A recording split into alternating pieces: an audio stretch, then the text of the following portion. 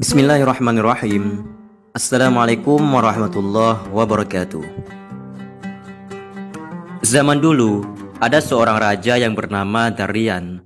Dia adalah seorang raja penyembah berhala. Suatu hari, Raja Darian membangun istana yang megah. Di dalamnya terdapat berhala yang dihiasi permata dan mutiara. Berhala tersebut diberi wangi-wangian dari minyak misik. Di depan istana yang megah itu juga dibuat gumpalan tanah besar yang berisi kobaran api. Satu persatu rakyatnya disuruh masuk ke istana tersebut untuk menyembah berhalanya. Apabila menolak, maka rakyat akan dilemparkan ke dalam kubangan yang berisi kobaran api yang besar. Lalu Allah Subhanahu wa taala mengutus Nabi Jirjis untuk mengajak sang raja menyembah kepada Allah Subhanahu wa taala. Nabi Jirjis pun menghadap sang raja dan berkata kepadanya, "Mengapa engkau menyembah berhala, padahal dia tidak bisa mendengar, tidak bisa melihat, dan juga tidak bisa memenuhi kebutuhanmu?" Raja Darian pun menjawab, "Sejak aku menyembah berhala, aku mempunyai kerajaan dan hartaku menjadi berlimpah. Sedangkan kamu, apa yang telah kamu dapatkan dengan menyembah Tuhanmu? Kamu tidak mempunyai harta dan kemewahan seperti diriku. Tidak nampak sedikit pun kenikmatan yang kamu dapatkan."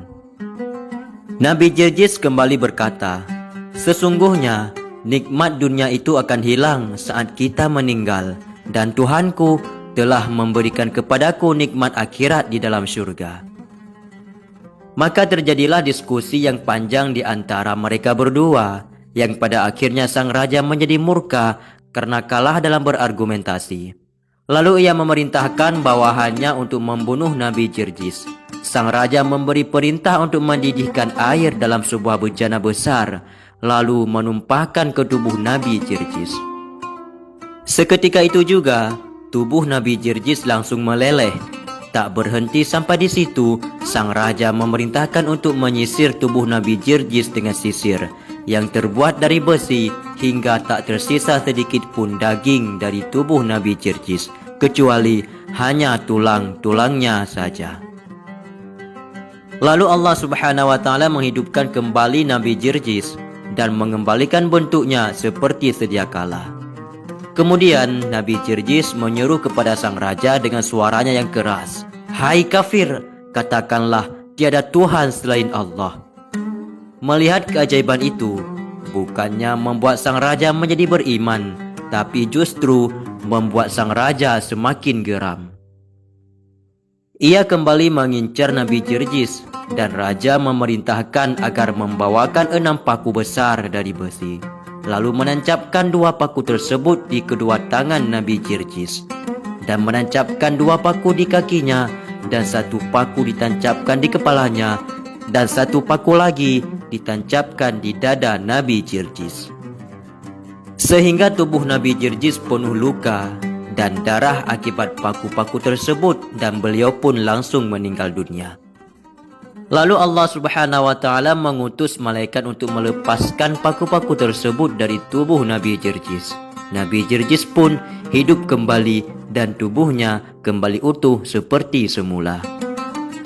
Bekas luka dan darah yang mengalir di tubuh Nabi Jirjis hilang seketika. Nabi Jirjis kembali berkata dengan suara yang lebih keras, "Hai kafir, katakanlah tiada Tuhan selain Allah." Untuk kedua kalinya, sang raja dibuat murka oleh Nabi Jirjis. Raja memerintahkan untuk mendatangkan kuali yang besar.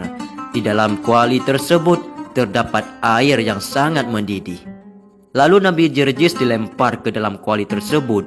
Seketika itu juga beliau langsung meninggal dunia. Untuk sekian kalinya, dengan kuasa Allah, Nabi Jirjis kembali hidup dan keluar dari kuali tersebut. Di tubuhnya tak ada luka sedikit pun. Disebutkan bahwa sang raja menyiksa dan membunuh Nabi Jirjis sampai 70 kali. Namun Allah Subhanahu wa taala berulang kali menghidupkannya seperti dengan kondisi tubuh seperti sedia kala. Ada pula yang meriwayatkan sampai 100 kali. Sang raja akhirnya menghentikan perbuatannya, lalu berkata kepada Nabi Jirjis, saya ada permintaan kepadamu. Apa benar engkau menuruti permintaanku, maka aku pun akan menuruti semua permintaanmu. Nabi Jerjis pun bertanya, apakah permintaanmu itu? Sang raja menjawab, aku ingin engkau bersujud kepada berhalaku 1 kali saja. Nanti aku akan memberikan semua yang kau inginkan, dan aku akan melakukan semua perintahmu, termasuk menyembah Tuhanmu. Nabi Jerjis hanya terdiam dan tidak menjawab sedikit pun.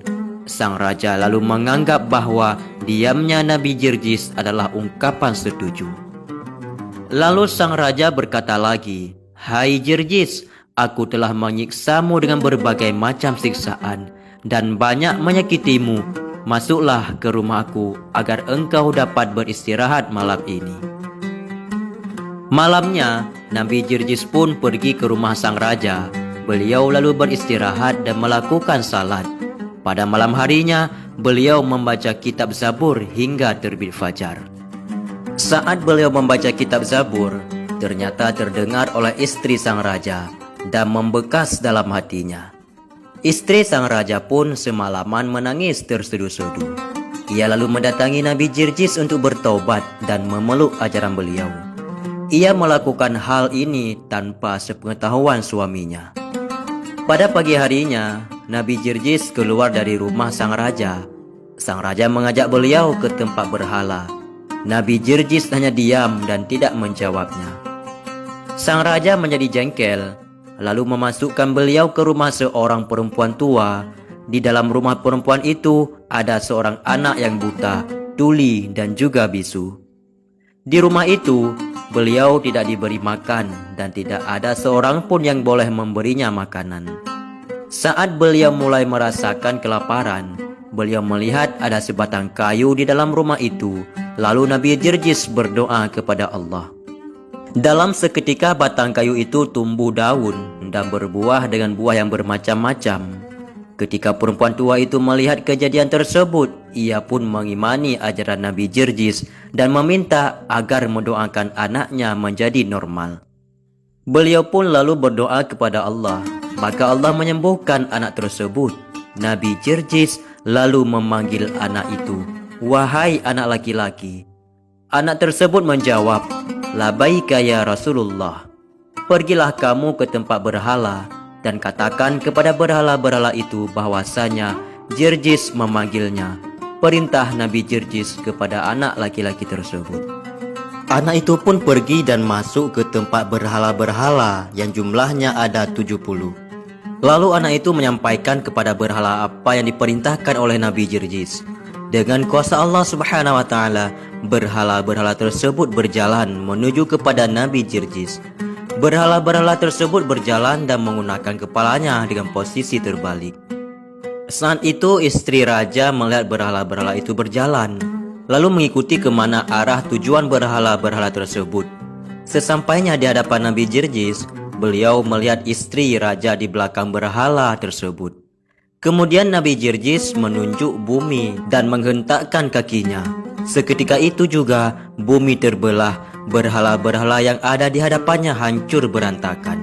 Ketika istri raja melihat mukjizat Nabi Jerjis, maka ia pun pergi ke istana dan berseru kepada rakyatnya, wahai penduduk negeri, kasihanilah diri kalian, ikutilah ajaran Nabi Jerjis. Sang raja sontak kaget mendengarnya. Lalu raja berkata kepada istrinya, sesungguhnya aku sudah melihat banyak mukjizat, tapi aku tidak mau mempercayainya. Engkau baru melihat satu saja sudah langsung mempercayainya. Sang istri raja menjawab, itu karena kamu adalah orang yang celaka, sedangkan aku adalah orang yang beruntung. Kemudian sang raja pun memerintahkan bawahannya untuk membunuh istrinya. Di saat yang lain, Nabi Jerjis bermunajat kepada Allah Subhanahu wa taala, ya Tuhanku, saya telah merasakan gangguan orang-orang kafir selama 70 tahun lamanya, dan sudah tidak tersisa lagi kemampuanku setelah hari ini. Maka berikanlah kepadaku rezeki mati syahid dan azablah mereka. Tidak lama kemudian datanglah beberapa utusan istana kepada Nabi Jirjis. Lalu mereka melepaskan pedangnya ke tubuh Nabi Jirjis. Nabi Jirjis pun meninggal dalam keadaan syahid. Setelah Nabi Jirjis terbunuh, terlihatlah api besar yang berkobar-kobar turun dari langit. Api tersebut lalu membakar istana sang raja hingga tak tersisa sedikit pun. Raja pun dan para pengikutnya mati dalam keadaan mengenaskan. Semoga bermanfaat. Wallahu a'lam. Assalamualaikum warahmatullahi wabarakatuh.